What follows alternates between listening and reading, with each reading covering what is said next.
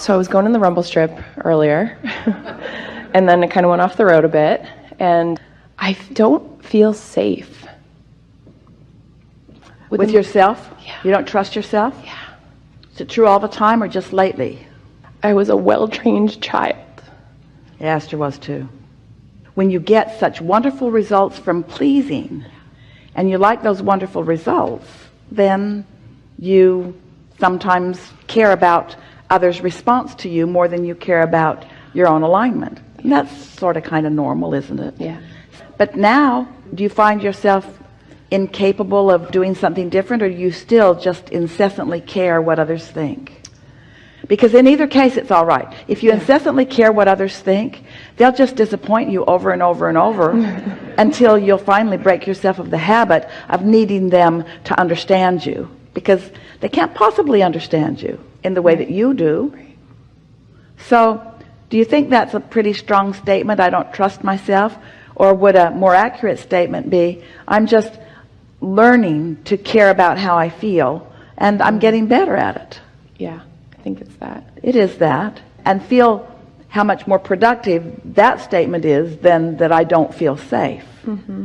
That's pretty dramatic. It is. It is. And not that accurate. Right.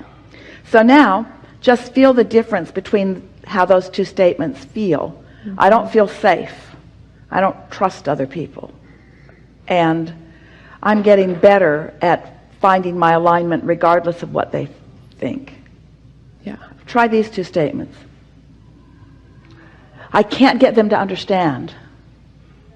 It doesn't matter if they don't understand. Mm-hmm. Mm-hmm. Try these statements. I can find alignment with my source.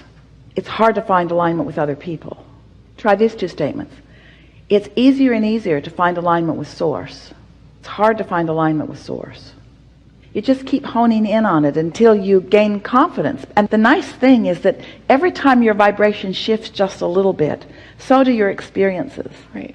What's happening around you shifts too, as evidence of the vibrational shifting that's taking place. So now, as we're this far into the conversation, now focus again on that earlier statement, I don't feel safe, and feel how out of whack that is. Mm-hmm. That doesn't even feel like a statement that would be normal for you to say now, does it? No. In just that much time. What else? I feel like a lot of folks, I'm sure here, I get into the practice of, the morning stuff, getting up, going for a walk, getting in alignment, feeling really good energetically, and I have a hard time keeping it up. I just have. It's all right. Let that feeling of alignment be the natural, flexible thing that it is. Yeah. Let it move from being interested in something, or it could even be awareness of a situation that needs some attention. Don't think that alignment means bouncing off the walls with a big happy grin on your face, spewing rainbow dust everywhere you go. In other words, let it just be that feeling of being happy to be alive and being interested in what's coming next. Alignment can feel like, I'm doing a good job of this. Alignment can feel like, oh, I think I would like to do this. Alignment has lots of latitude and flexibility in it. Don't let someone else's presentation of alignment be some standard that you're trying to live up to. Yeah, it's just so interesting as you're saying this. I'm just realizing that literally my whole life I didn't think it was okay to want what I even wanted. So that whole epiphany now of coming into this space of recognizing that I can actually want and desire and shoot these rockets that I did have as a little girl. Well, we can help you with this a little bit. You're going to really like this. And it comes back to, am I in the receptive mode from worrying about something, or am I in the receptive mode from feeling good about something? Which receptive mode am I in? And so, that feeling, we know you do, but we want to call your attention to it. When an idea of something you want occurs to you, and it just feels for just a moment like elation to you. You feel really eager about it. Now, we know you've experienced that. Well, often when you were younger, you were tuned in, tapped in, turned on, and you'd get those feelings. But those were the days when those around you thought that everything that you thought you wanted had to flow through them. And a lot of them were all closed off. They were not feeling invincible. They were not feeling abundant. They were not feeling sure of themselves. Often they were not even feeling happy. And so when you had the nerve to get all tuned in and all full of yourself and all happy about something, and you spewed an energetic statement of something that you want, they just naturally assumed that they were going to have to give it to you, and they had no intention of doing it. And so they began teaching you early on that you don't get to want like that. You see, you just don't get to want like that. But you do get to want like that. You just got to leave those who have never had anything to do with the path through which they come to you out of the equation, you see. And so we know that you have understanding. We know that you are in a different place than you were then. But you don't have to go back and explain ever again why it's not all that easy for you to want. Esther began saying that after Jerry made his transition, because she was a cooperative component primarily. And Jerry would say, what do you think about doing this and this and this morning, and then we'll do this and this and this, and then we'll go here for dinner? And Esther would say, that sounds really good. And when Jerry was not there saying that, Esther thought, what should I do? What do I want for dinner? She'd been eating the other half of what he chose for so many years. She didn't even really know for sure what she wanted to eat, because she'd never really thought about it specifically. She was really happy to eat the other half of what he was choosing. Now, some can call that dysfunctional. Some can call it over-cooperative. Esther called it a blissful life experience. But now, she's standing in a place where she needs to decide what she wants to eat, you see. And we know it sounds ridiculous, but you do develop patterns of cooperation. So Jerry and Esther were primarily in tune with each other. And so when Esther was in alignment with her inner being, she was in alignment with Jerry, who was in alignment with his inner being. In other words, she was not overcoming discord all the time. But it is important to note that unless you have defined what you want, then you have no real sense of guidance of whether you are allowing it or not. And when you think about it, since no one else can attract for you, it's very important that you identify what you want. And you know what? That's the thrill of it anyway, isn't it? To have defined what you want and then to watch the universe seemingly magically orchestrate the circumstance and events in order to accommodate you.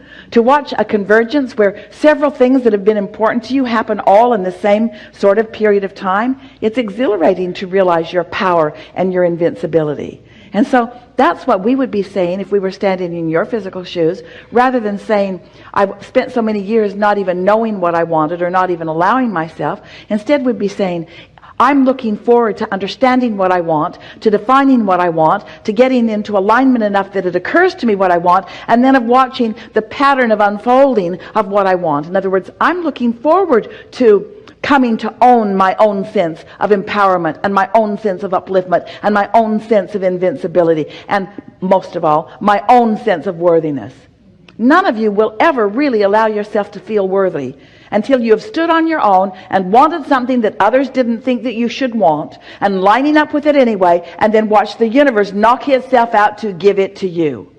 Because as long as you're just receiving the benefit of what others think that you should have, you don't enhance your sense of worthiness. You enhance your sense of duty. You enhance your sense of cooperation, but you don't enhance your sense of pure worthiness. It isn't until you sort of defy what everybody else thinks and just stand in a place where you know what you want and allow that feeling of desire to come, and then nurture that feeling of desire, and then watch the powerful universe line up in organization to support you in what you want. You come out of situations like that feeling loved and feeling seen and feeling known and feeling heard and feeling worthy, feeling blessed, you see. And that's what you're reaching for. That's what's at the heart of what you're asking here, in every part of what you're asking. I think the last piece is around that safety as you're talking about it. I have manifested some pretty amazing things in my life, and that I really, really wanted, and they happened. And then it was sort of this moment of being like, don't shine too brightly with it, or don't be too excited about it, because somehow something, like I'm kind of looking over my shoulder right now, right? That feeling of the other shoe's going to drop or something like that, you know, and I know that's not right Well, energetically. that's because your sense of worthiness is not solidly in place. Right.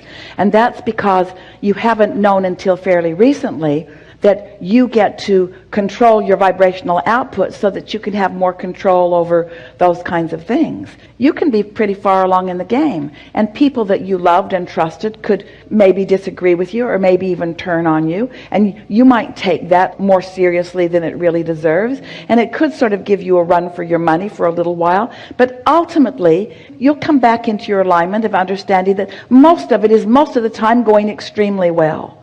It's such an interesting thing how something can happen to you or in the world that can sort of shake your sense of safety or well-being. And if you focus upon it, then other things start showing up that shake your sense of well-being. And you've just got to begin to notice those patterns. Notice the correlation between how you've been feeling and what's happening.